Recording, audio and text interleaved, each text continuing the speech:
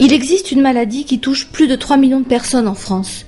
Une maladie qui peut vous empêcher de parler, de rire, de manger, de travailler, de dormir ou de vous lever le matin. Une maladie qui peut vous empêcher de vivre, tout simplement. Cette maladie s'appelle dépression nerveuse. Mais la dépression serait-elle aussi une façon de dire non à une vie impossible à vivre? Un moment fort où l'individu marque sa résistance pour avoir la possibilité de construire une vie qui lui ressemble vraiment. Imaginons une vie où l'inacceptable ferait partie de la normalité. Un compagnon que l'on ne supporte plus, un boulot stressant, des loisirs de consommation, enfin la vie que la plupart d'entre nous considérons comme normale, sans compter qu'il faudrait être au top, même quand des drames surgissent, comme la séparation, un deuil, car la normalité est souvent bien plus rentable que la résistance. Les facteurs environnementaux sont souvent déclencheurs. Par exemple, un patron qui harcèle peut faire remonter comme un vent mauvais les malheurs de l'enfance et peuvent précipiter cette envie de rien. Mais envie de rien, c'est ne plus avoir envie à rien, ni écouter de la musique, ni voir ses amis, ni faire l'amour. Tout disparaît, tout paraît alors terne,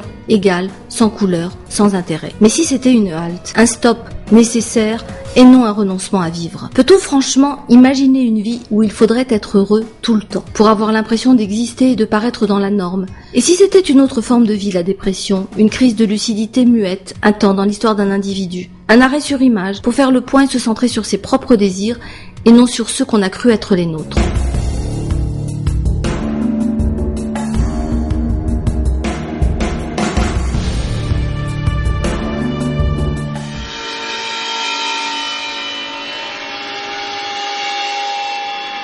Jean-Jacques a rencontré la dépression après un drame familial. Ce fut dans un premier temps le facteur déclenchant. Un drame qui lui tomba sur la tête, qui le priva violemment de son rôle de père. Mon fils François est mort à Valence le 5 février 1984, à l'âge de 9 ans. Il a été étranglé après avoir été violé. Comprendre ne signifiait pour moi ni pardonner, ni excuser. Comprendre, c'était d'abord faire avec, et la question la plus probable était devenue « comment ?» Comprendre et vouloir comprendre m'a pris énormément de temps, car ce qui s'était passé autour de la mort de François m'a permis aussi de retrouver le chemin de mes propres réparations psychologiques et affectives.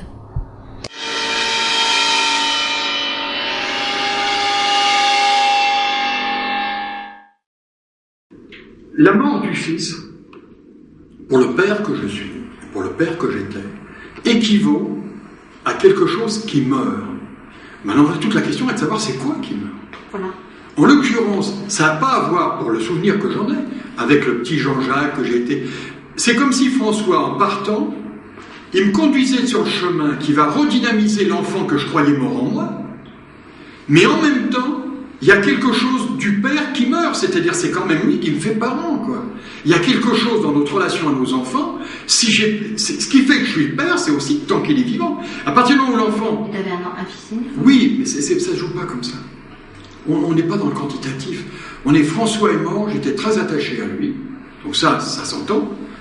Il est mort, il y a une perte, et je suis confronté, comme sa mère peut l'être à sa façon à elle, à cette perte.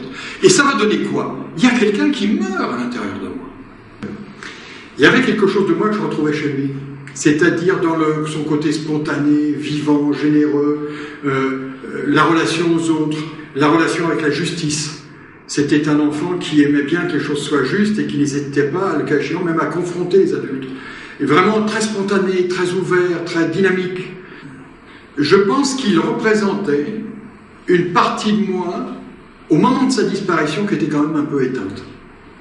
C'est-à-dire, s'il représentait quelque chose en dehors de lui, c'est-à-dire un autre que moi, j'allais dire mon fils, mais un autre que moi, donc au terme de représentation, il représentait le dynamisme que moi j'avais probablement perdu. Moi, les souvenirs que je peux avoir aujourd'hui de moi, 9 ans, c'est des souvenirs d'un gamin quand même plutôt paumé. Et donc, 9 ans et demi, mon souvenir, c'est le départ. C'est-à-dire, ce qui avait de la valeur pour moi, c'était mes copains. Et donc, mes copains, là, ils sont lâchés. C'est-à-dire, il va falloir que je m'adapte à un nouvel environnement. Et donc, je suis malheureux de ça. Numéro 1. Dans ma famille, je suis pas bien du tout. Et en même temps, j'ai cette espèce de truc que j'ai bouffé, c'est-à-dire l'école. Et à l'école, je suis très bon. Oui. Parce qu'il s'agit d'être aimé aussi par ma mère. L'histoire de l'enfant doué, n'y a pas qu'Alice Miller, quoi. Moi, j'ai connu. Mais c'est à se demander si l'une des causes centrales de la dépression de Jean-Jacques avait aussi à voir avec sa propre histoire d'enfant.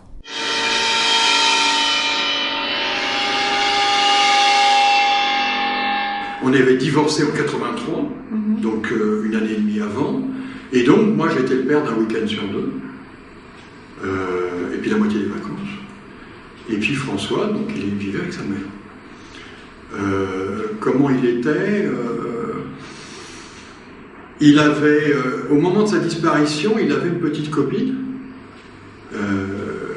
Olivia, qu'il aimait beaucoup.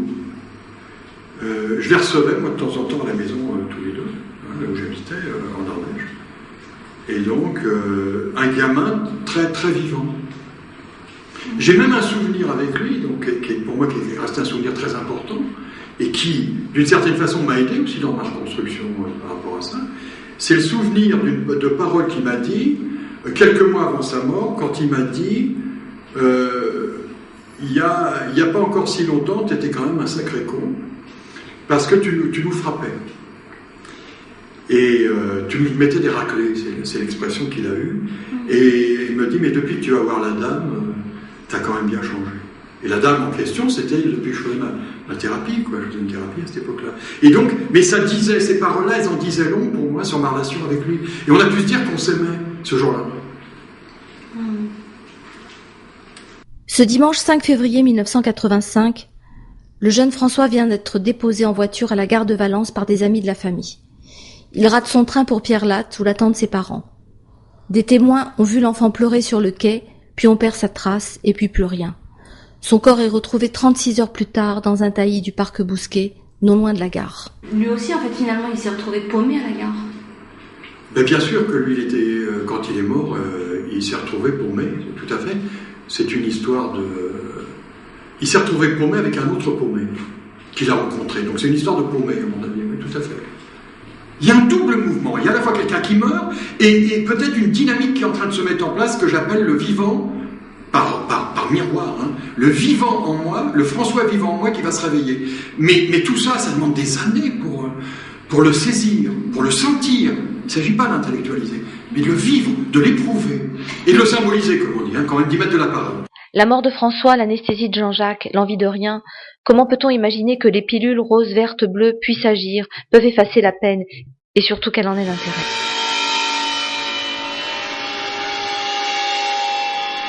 Aller dans la dépression telle que je l'ai éprouvée, c'est répondre à un appel. Je parle au présent. Donc le chemin que j'ai fait, aujourd'hui j'ai répondu à un appel. C'est-à-dire qu'il y avait, je pense, des pans entiers de ma personnalité et de ma personne qui ne demandaient qu'à vivre, qui frappaient à la porte. Et donc il m'a fallu faire un long chemin pour les entendre. Mais dans un long premier temps, il s'agissait d'abord de me dégager de choses qui n'étaient pas moi. De tout un tas de choses que j'avais bouffées, que ce soit mes parents initialement, bien entendu, les parents, de la société, pour être bien il faut faire ça, pour être mieux il faut encore faire ça. Et donc j'avais, comme tout enfant qui a besoin d'amour, répondu, tant que j'ai pu, à des choses, tout en me révoltant, hein, c'était pas aussi simple que ça. À la fois je répondais, à la fois je me révoltais. Donc cette question, elle me rencontre là. Maintenant, pour moi, alors il y a moi perso, il y a moi professionnel, il y a quand même les deux. Je pense que nombre de personnes, je ne dis pas tout le monde, mais nombre de personnes, ont surtout besoin d'être accompagnées quand ça se produit, et d'être accompagnées par des gens suffisamment compétents, bien entendu, mais suffisamment bienveillants, suffisamment accueillants, que ce qui va se produire à l'occasion de se lâcher là, c'est quelque chose de l'ordre d'une renaissance. C'est quelque chose de cet ordre-là. C'est-à-dire qu'à la fois, on va mourir à pas mal de choses, et qu'il s'agit d'identifier. Et c'est tout le chemin analytique qui va me permettre de mettre de la parole, du sens, donc d'identifier à quoi je meurs, que ce à quoi je meurs, c'est pas moi, donc il y a des passages qui sont limites, j'allais dire, pour peut-être mieux pouvoir accueillir d'autres choses, mais qui ne sont pas dans la monnaie de la société de conso. C'est bien autre chose qu'il s'agit. Et que je vais retrouver plus tard, notamment dans les montagnes de l'Atlas, dans mes liens avec la paysannerie des montagnes de l'Atlas, avec les Amazirs, qui veut dire quand même, je le rappelle, hommes libres, avec ces êtres-là, qui vivent au ras des pâquerettes. Et là, je vais retrouver une dimension qui va se développer, que j'avais jamais rencontrée avant, et qui fait partie de ma construction. C'est une dimension de l'être en lien avec la nature. Alors ça, c'est vraiment pour moi, c'est ça l'extraordinaire avec le Maroc. Il est là, il n'est pas tellement ailleurs, mais là-dedans, ça va être balèze.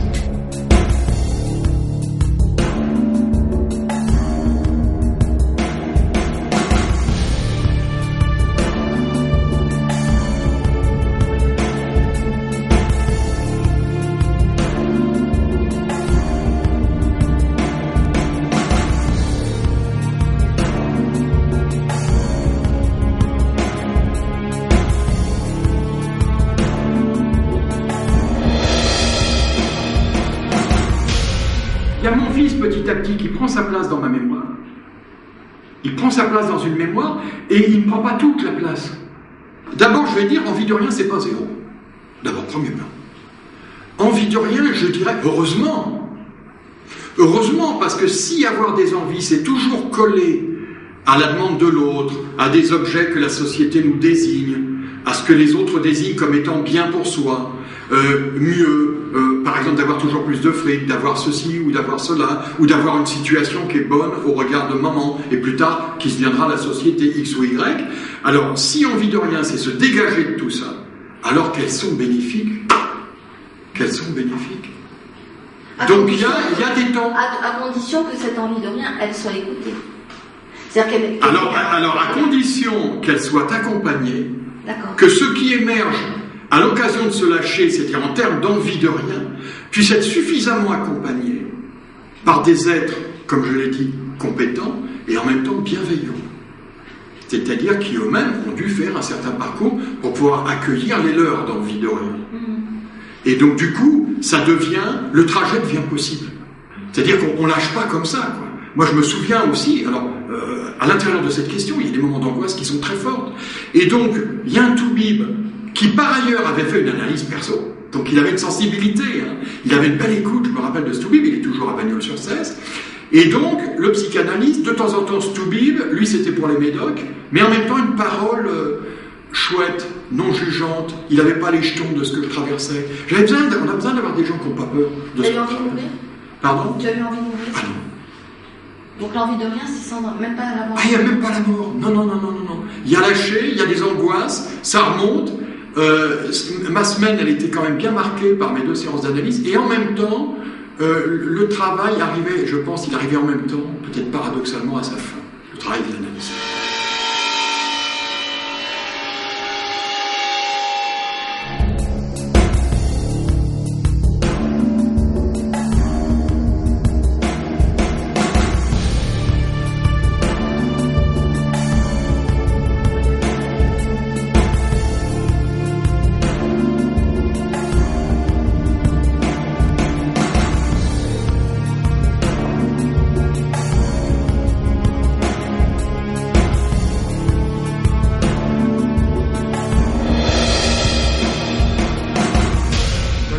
Chose que j'ai envie de dire, c'est que pour moi, dépression nerveuse, ça signifie rien. Ça signifie rien. Si je dis que ça signifie quelque chose, ça veut dire que je dois coopter ce qu'on appelle la nosographie psychiatrique, et j'ai aucune raison par mon vécu de coopter à cette nosographie-là. Il s'agit des états de l'être. Je le disais hier, c'est comme aujourd'hui j'ai répondu à un appel. Et à chaque fois que j'ai résisté à cet appel, j'ai éprouvé de l'angoisse. Il existe des mots qui appartiennent au jargon psy, employés à tort et à travers comme introspection, transfert, contre-transfert, borderline, état limite, maniaco-dépressif. Au fond, à moins d'être un professionnel, personne n'y comprend rien. Seule l'expérience de la dépression n'a de sens que pour celui qui le vit. L'histoire de la dépression et de son impossibilité à la contourner va bien au-delà d'une conceptualisation du langage. La mort du fils de Jean-Jacques a entraîné la perte de son identité de père, tout en l'obligeant à se pencher sur le petit garçon qu'il fut, jusqu'à être capable de se confronter à celui qui commit l'irréparable, l'agresseur de son fils, Patrick Thomas.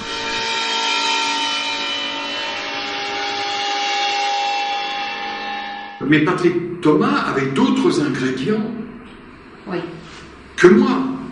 Il avait d'autres ingrédients, et je pense qu'effectivement, bien que ce n'était pas souligné clairement, et pas du tout, même dans les expertises, je pense qu'il y avait bien d'autres choses que ce que les experts ont bien voulu amener sur la table du judiciaire. Il y avait bien d'autres choses chez Patrick Thomas. Mais les expertises sont ce qu'elles sont.